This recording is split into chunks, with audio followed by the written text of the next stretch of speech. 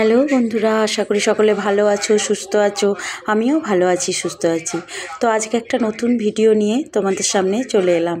তো এসছি, দেখো আমি তারকেশ্বর বাবা তারকনাথ ভোলে বাবার মাথায় জল ঢালবো বলে। তো আমি দেখো দুধ পুকুরে স্নান করলাম, করে মাথা কপালে তিলক নিলাম, নিয়ে ফুল বেলপাতা জল নিয়ে আমি মন্দিরের ভিতরে যাচ্ছি। তো আজকে একটা বিশেষ দিন, বৈশাখ মাসের শেষ দিন, সংক্রান্তির দিন। তো ভাবলাম সব হোল ফ্যামিলি আমি আজকে বাবার মাথায় জল ঢালবো। তো সেটাও আমার পূর্ণ হলো। কিন্তু মন্দিরের ভিতরে এই দেখো যাচ্ছি, কিন্তু আমি খুবই দুঃখিত, ভিতরে জল ঢালার ভিডিও ওখানে কোনো অ্যালাউ নেই, তাই আমি ওখানে করতে পারলাম না। তো দেখো আমি জল ঢেলে এই বাইরে বেরোলাম। তো বেরিয়ে মন্দিরের চত্বরের মধ্যেই একটা কালী মন্দির আছে, সেখানে বাইরে দেখো আমি তোমাদের শেয়ার করলাম। হ্যাঁ, এই কালী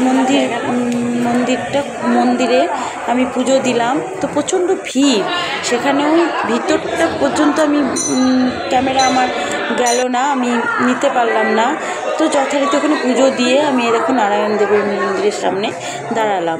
তো নারায়ণ দেবের মন্দিরে এদিক ওদিক করে ভাবলাম যে চলো বাবার জন্যে যে আমি আমার পরিবারের জন্য যে মনস্কামনা করেছি, সেটা আমি নন্দী ভিঙ্গির মাধ্যমে আমি বাবার কাছে যেন পৌঁছায়, তাই ওনাদের কানে কানে আমি বলার জন্যে আমি গেলাম।